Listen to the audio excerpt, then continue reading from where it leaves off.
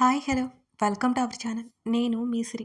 ఈరోజు మనం చెప్పుకోబోయే కథ మిసెస్ అగస్త్య పార్ట్ 113. కథలోకి వెళ్ళే ముందు వీడియోని లైక్ చేసి హైప్ చేయడం మర్చిపోకండి. ఇక మీరు కూడా నాతో పాటు కథలోకి వచ్చేయండి.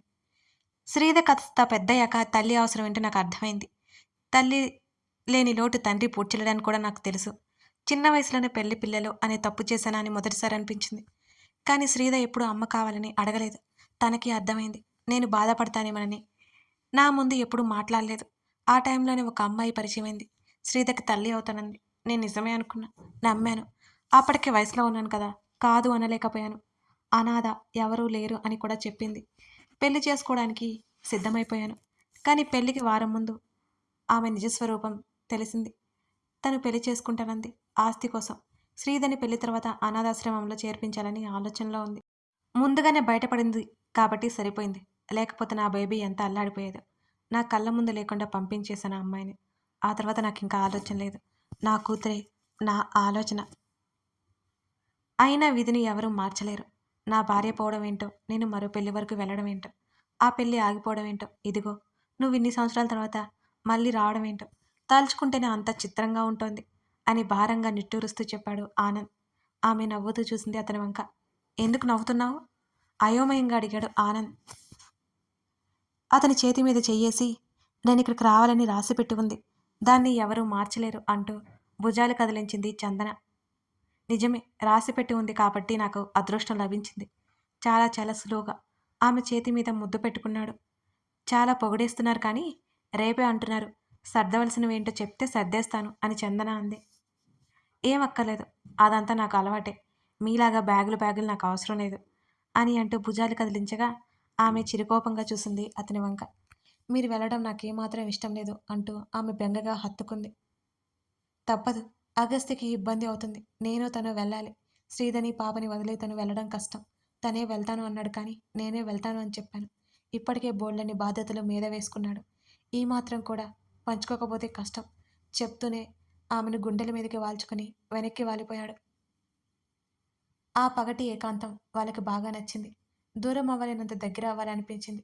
తనువుల మధ్య దూరం చెరిపేందుకు బాగా దోహదపడుతుంటుంది ఎన్నో ఏళ్ల విరహం. ఇలాంటప్పుడే అప్పుడప్పుడు బయటపడుతుంటుంది. అది కూడా చాలా చాలా బాగుంటుంది. జేమ్స్తో శ్రీధ కలిసి ఇంటికి వస్తుండగా దారిలో శ్రీకళ రామ్ బైక్ పక్కనే నిలబడి ఫ్రూట్స్ తీసుకుంటున్నారు. గ్లాస్ డోర్ నుంచి వాళ్ళని చూసింది. కళ నవ్వుతూ మాట్లాడుతోంది రామ్తో. రామ్ ముఖం అదోలా పెట్టుకున్నాడు. అతని షర్టు సరిచేస్తోంది కళ. పోనీలే, వాళ్ళు బావుంటే సంతోషమే. రామ్ మారితే ఇంకేం కావాలి? ఒకప్పటి తన స్నేహితుడు. ఎంత మంచివాడు, ఎంత పద్ధతిగా రెస్పెక్టబుల్గా ఉంటాడు. కానీ అతని నిజస్వరూపం బయటపడింది. ఇప్పుడు అతని ముఖంలో ఏదో సీరియస్నెస్ గమనిస్తోంది శ్రీధ. వాళ్ళు కనిపించేంత వరకు వెనక్కి చూస్తూనే ఉంది శ్రీధ. ఏమైంది మేడం, ఏమైనా తీసుకోవాలా అని జేమ్స్ అడిగాడు. ఏం లేదులే అంటూ అవంతి చుట్టూ చెయ్యేసి కళ్ళు మూసుకుంది శ్రీధ. ఏంటి బావా ఆలోచిస్తున్నావు? పక్కనే కూర్చొని అడిగింది కళ. బిజినెస్ స్టార్ట్ చేయాలి కానీ అంత డబ్బు లేదు. లోన్ కోసం ట్రై చేస్తున్నాను. షూరిటీ అడుగుతున్నారు వాళ్ళు. ఏం చేయాలో అర్థం కావడం లేదు అని అసహనంగా అన్నాడు రామ్. ఇప్పుడు ఉద్యోగం చేస్తున్నావు కదా బావా, తొందరేంటి? డబ్బు వచ్చాక అని ఆమె చెప్తుండగానే ఆమె వంక కోపంగా చూశాడు. ఎప్పుడు ఏం చేయాలో నాకు తెలుసులే అని విసుగ్గా చెప్పాడు రామ్. కళ మాట్లాడలేదు. ఇప్పుడు అతని మూడ్ బాగోలేదు. తనేమైనా మాట్లాడితే అతనికి ఖచ్చితంగా కోపం వచ్చి ఇద్దరి మధ్య గొడవ రావడం తప్ప ఇంకేమీ ఉండదు. ఆ విషయం కళకి బాగా తెలుసు. అతడు మామూలుగా ఉన్నప్పుడు తను మాట్లాడాలి. ఈ మధ్య అర్థమవుతోంది ఆమెకి మెల్లిమెల్లిగా. రామ్ మాత్రం డబ్బు గురించి పిచ్చి పట్టినట్లుగా ఆలోచిస్తున్నాడు. సిగరెట్ ప్యాకెట్ తీసి ఖాళీ చేస్తూనే ఉన్నాడు. పదే పదే అదే పని. అతన్ని అలా వదిలేస్తే అతనిలో రాక్షసుడు ఎక్కడ బయటకు వస్తాడేమోనని కళకి భయం వేసింది. అతన్ని ఒంటరిగా వదలకూడదనుకుంది. నెమ్మదిగా లేచి రామ్ దగ్గరికి నడిచింది కళ. చేతిలో ఉన్న ప్యాకెట్లో సిగరెట్స్ అయిపోవడంతో విసిరి కొట్టాడు, అవతలకేశాడు రామ్. మౌత్ ఫ్రెషనర్ ఇచ్చింది కళ. దాన్ని అందుకుని దీర్ఘంగా ఆలోచిస్తున్నాడు. అతని అలవాట్లు ఆమెకి నచ్చకపోయినా అడ్డు చెప్పే ధైర్యం కళలో లేదు. ఇక రాదేమో ఎప్పటికీ అనిపిస్తుంటుంది. నెమ్మదిగా కిటికీలు మూసింది. బావా, ఇక పడుకుందామా? రేపు ఆఫీస్ ఉంది కదా, చాలా చాలా మెల్లిగా చెప్పింది కళ. నువ్వెళ్ళు. నాకు నిద్ర పట్టట్లేదు విసుగ్గా చెప్పాడు రామ్. నెమ్మదిగా అతన్ని హత్తుకుంది కల. మూడ్ లేదు వెళ్ళు అన్నాడు. నువ్వు పక్కన లేకపోతే నాకు నిద్ర పట్టదు బావా. మరింత మృదువుగా, ప్రేమగా మాట్లాడింది కల. అతనికి కోపం రాలేదు. విసుగు కూడా రాలేదు. అతనికే తెలియకుండా ఆమె చుట్టూ చేతులు వేశాడు రామ్. హమ్మయ్య అనుకుంది కల. ఏం చేయలేకపోతున్నానే నేను. అతని గొంతులో అసహనం. నువ్వు ఏదైనా చేయగలవు బావా. 3 నెలల్లో ఆఫీస్లో నీకంటూ ఒక స్థానాన్ని ఏర్పరచుకున్నా. ఎవరి వల్ల అవుతుంది బావా ఇదంతా? ఆ? నెమ్మదిగా అడిగింది. అతని వీపు మీద నిమురుతూ చెప్పింది. ఆమె చెప్పింది నిజమే అయినా అతన్ని పొగుడుతున్నందువల్ల అతనిలో ఏదో కాన్ఫిడెన్స్ వచ్చింది. అవును, నేను చేస్తాను. పెద్ద ఇల్లు, పెద్ద ఆఫీస్ చూస్తూ ఉండు. నువ్వు చిటిక వేస్తే 10 మంది వర్కర్లు రావాలి నీ దగ్గరికి. అతని ఆశయం అతనిలో కనిపిస్తోంది. కసిని పెంచుతోంది. కళ చిన్నగా నవ్వింది. అతని భవిష్యత్తులో కూడా ఆమెకి స్థానం ఉందన్నమాట. నువ్వు అనుకున్నవన్నీ ఇలా జరుగుతాయి బావా. నెమ్మదిగా తల ఎత్తి అతని వైపు చూస్తూ చెప్పింది కళ. ఆమెతో మాట్లాడాక కాస్త రిలీఫ్ అనిపించింది రామ్కి కూడా. ఆమెను 2 చేతుల్లోకి తీసుకుని మంచం మీదకి తీసుకెళ్ళిపోయాడు రామ్.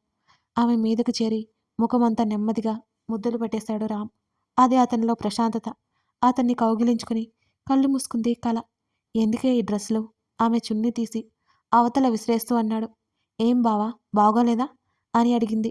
అతని ఫీలింగ్ ఏంటో అర్థమైనా సరే బాగాలేవని కాదు అంటూనే ఆమె శరీరం నుంచి దుస్తులను దూరం చేశాడు రామ్. మరి అతని పనులకు పరవశం చెందుతూ అడిగింది. ఇరిటేషన్ వస్తుందే అంటూ ఆమెను మరో మాట్లాడనీయకుండా పెదవులు అందుకున్నాడు. చాలా రోజుల తర్వాత అతనిలో తనని మొదటిసారిగా కలిసినప్పుడు అతని బిహేవియర్ ఎంత మృదువుగా ఉందో ఇప్పుడు అదే కనపడుతోంది రామ్లో కలకి. అతనికి పూర్తి స్థాయిలో ప్రేమ పంచడానికి సిద్ధమైపోయింది కళ. బావా అంటూ ఆమె ప్రేమగా పిలుస్తున్న ప్రతిసారి అతనిలో ఓ కొత్త మోహావేశం. ఆ రాత్రి అందంగా గడిచిపోయింది వారిరువుకి.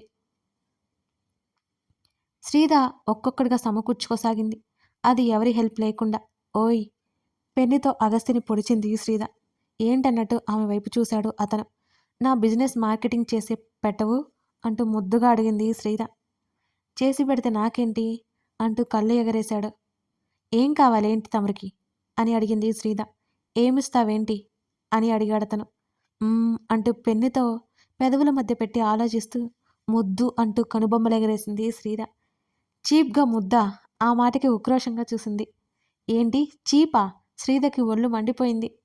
ఎస్, ఇంకేదైనా అని అడిగాడు అగస్త్య. నీ కూతురుంది కదా, దానికి తమ్మున్నో చెల్లినో ఇవ్వమంటావా అంటూ కన్ను కొట్టింది శ్రీధ. ఆమె చేతిని పట్టుకొని దగ్గరికి లాక్కున్నాడు అగస్త్య. అబ్బా నొప్పి స్వామి అంటూ అరిచింది శ్రీధ. ఆమె చేతిలో ఉన్న పెన్ నోట్ ప్యాడ్ పక్కన విసిరేసి దగ్గరికి తీసుకున్నాడు అగస్త్య. నీ స్టామినాకి అవి ఒకటి చాలు. ఇంకొకరైతేనా ఆమెను పైనుంచి కింద వరకు చూశాడు. ఓయ్ అంటూ అతని మీదకి వెళ్ళింది శ్రీధ. నాకిప్పుడు అర్థమైపోయింది పూర్తిగా. దానికి 2 ఏళ్ళు వచ్చినా నేను ఎందుకు ప్రెగ్నెంట్ అవ్వలేదో నాకిప్పుడు అర్థమైంది అని అంటూ అతన్ని వెనక్కి తోసి మీదకి చేరింది. ఏమర్థమైందంటూ అదోలా చూశాడు అతను. నెమ్మదిగా అతని మీదకు వంగి ముఖంలో ముఖం పెట్టి చూస్తూ, నువ్వే నేను ప్రెగ్నెంట్ అవ్వకుండా చేస్తున్నా. ఫస్ట్ టైం కూడా ఇలాగే చేశావు నిజమే కదూ అతనికి వేలు చూపిస్తూ అంది శ్రీధ.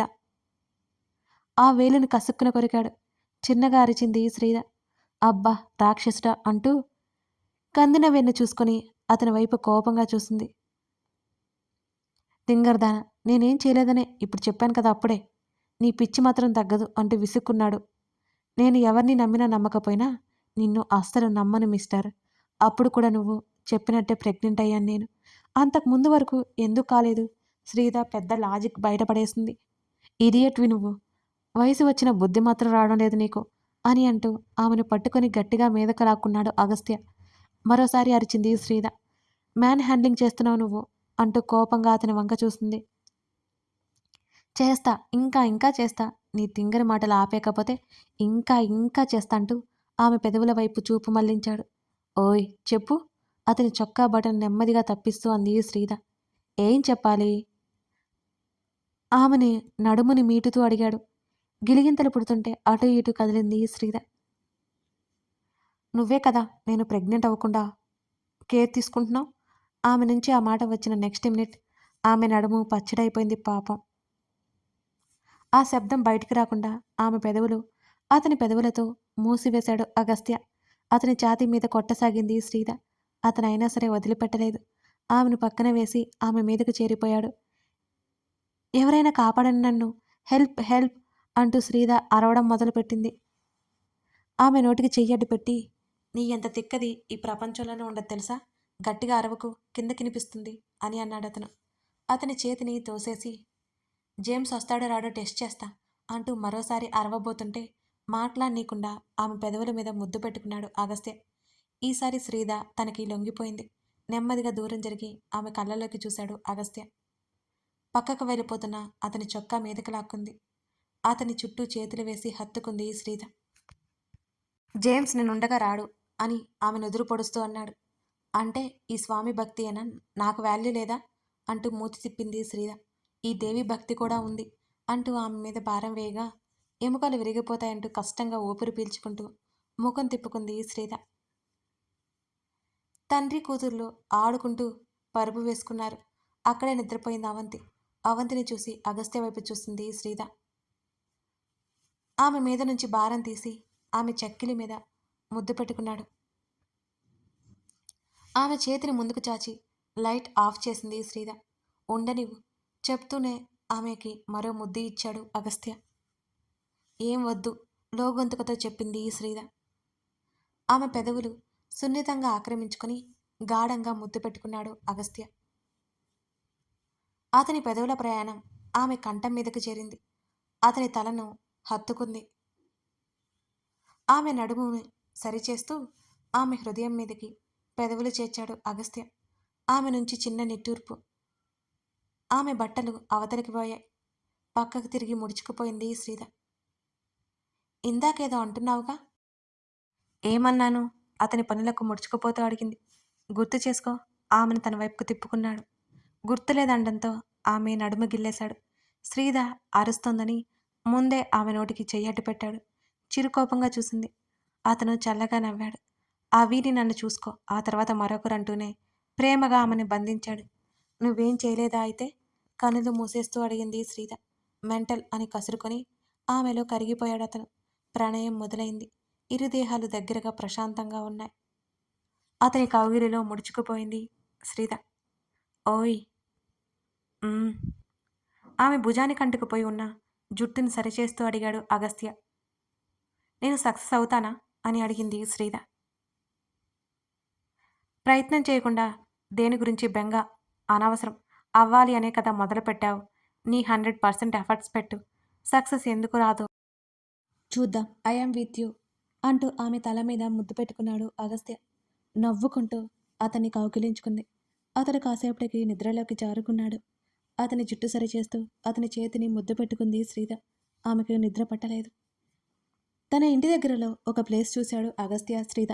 అది అంత బాగుందనిపించింది. అది ఇంతకు ముందు ఫాస్ట్ ఫుడ్ సెంటర్ అని తెలిసింది. వాళ్ళకి సెట్ అవుతుందనిపించింది. మొత్తం ఆ బాధ్యతలన్నీ జేమ్స్కి అప్పచెప్పించి ఇంటికి బయలుదేరింది శ్రీద. విన్నీ శ్రీద ఇద్దరు కుక్స్ కోసం వెతికే పనిలో పడ్డారు. కానీ ఎవరిని తీసుకోవాలో వాళ్ళకే తెలియలేదు. అగస్త్యని డిస్టర్బ్ చేయట్లేదు. అతనికి హెవీ వర్క్ ఉంటుందని శ్రీద. వాళ్ళతో వీళ్ళతో మాట్లాడి తిరిగి ఇంటికి వచ్చేసరికి సాయంత్రం అయిపోయింది. అవంతిని చక్రవర్తిని చూడాలంటే అక్కడికి పంపించింది. ఇంకా పాపను పంపించలేదని బామ్మకి కాల్ చేసింది. స్వయంగా చక్రవర్తి అవంతిని తీసుకొచ్చి శ్రీదకి ఇచ్చి అలా కూర్చున్నాడు. బాగా ఇబ్బంది పెట్టిందా అంకుల్ అని నవ్వుతూ అడిగింది శ్రీద. లేదు తల్లి, అందరితో బాగా ఆడుకుంటుంది. కాకపోతే సాయంత్రం అయ్యేసరికి నువ్వు కావాలని ఏడవడం మొదలుపెట్టింది అని అంటూ మనవరాల్ని చూస్తూ చెప్పాడు చక్రవర్తి. అసలు పడుకోలేదా ఇవాళ? కూతుర్ని ఎత్తుకుని ముద్దు పెట్టుకుంది శ్రీద. ఆయనకి కాఫీ ఇచ్చి అవంతి అలసిపోయి నిద్రకొచ్చిందని అర్థమై చక్రవర్తితో మాట్లాడుతూనే అవంతికి ఫుడ్ తినిపించింది శ్రీద. తల్లి ఒడిలోనే నిద్రపోయింది ఆ బుడ్డది. అంకుల్, ఎవరో ఆశ్రమం మెయింటెనెన్స్ కోసం కావాలి అని అగస్త్య అన్నాడు. ఎవరైనా ఉన్నారా అని శ్రీద అడిగింది. 50 ఏళ్ల వయసు భార్యాభర్తలు ఇద్దరున్నారు. మన తెలుగు వాళ్ళే. నార్త్లో సెటిల్ అయ్యారంట. మళ్ళీ తిరిగి ఇక్కడికే వస్తున్నారు. నాకైతే వాళ్ళు కరెక్ట్గా సరిపోతారనిపించింది అగస్త్యకి వాళ్ళ గురించి చెప్పాను వివరంగా. మాట్లాడతాను అన్నాడు. అనగానే రిలాక్స్డ్‌గా అనిపించింది శ్రీతకి. ఆ విషయాల గురించి, తన ఫుడ్ బిజినెస్ గురించి కాసేపు ఆయనతో మాట్లాడుతుంది. శ్రీధ, ఇక నేను వెళ్తానమ్మా అని అన్నాడు. డిన్నర్ చేసి వెళ్ళండి అంకుల్. మీ అబ్బాయి కూడా వస్తూ ఉండి ఉంటాడు కదా. శ్రీధ ఆయన్ని వెళ్ళనివ్వలేదు. తన కొడుకుతో మామూలుగా ఉన్నా సరే, ఇంకా ఇద్దరి మధ్య ఏదో గీత. అది ఎవరికీ కనిపించదు. కొంచెం పనులున్నాయి శ్రీధ, మరో రోజు వస్తానులే అంటూనే పైకి లేచాడు చక్రవర్తి. శ్రీధ ఒప్పుకోలేదు. అలిగింది. నీలాంటి కోడలు రావడం నా అదృష్టం. అత్తమామల నుంచి భర్తను విడదీయాలనుకునే వాళ్ళనే చూశాను కానీ నీలా ఎవరిని చూడలేదు శ్రీధ. ఎన్నో ఏళ్లుగా దూరంగా ఉన్న నా కొడుకుని నన్ను కలిపి నాకెంత మేలు చేశావో నువ్వు ఊహించలేవు. ఆయన ఎమోషనల్ అయిపోయారు. అంకుల్ ప్లీజ్, మీ మధ్య ఉన్న ఈ దూరం కూడా ఏదో ఒక రోజు పూర్తిగా పోతుంది. మీరు ఆరోగ్యం పాడు చేసుకుని ఆలోచించకండి అని ఆయనకి సర్ది చెప్పింది శ్రీధ. ఆయన అక్కడి నుంచి వెళ్ళిపోయాడు. ఉండలేదు. అవంతిని తీసుకెళ్ళి గదిలో పడుకోబెట్టి ఫ్రెష్ అయింది. వచ్చి వంట చేసింది. చేస్తున్నంతసేపు శ్రీధ అగస్త్య శ్రీధర్ లైఫ్ పక్కన మున్ముందు ఈ మధ్య రోజు లేట్ అవుతుంది. కథ ఎలా అగస్త్యని ఉద్దేశించి అడుగుతూ అతని ఒకవైపు రామ్ శ్రీకళ పక్కన పెట్టింది శ్రీధ. స్టోరీ ఎలా నడుస్తుంది, కథ ఇవన్నీ తెలియాలి అంటే మీరు ఇంకా ఈ కథను చూడాల్సిందే. ముందే చెప్పాను కదా లాంగ్ స్టోరీ అని. ముందు ముందు వెళ్ళే కొద్దీ ఈ స్టోరీ మీకు ఇంకా నచ్చుతుందండి. మిస్ చేయకుండా చూడండి. అలాగే లైక్స్, హైప్స్ మర్చిపోకండి ఫ్రెండ్స్. Thank you.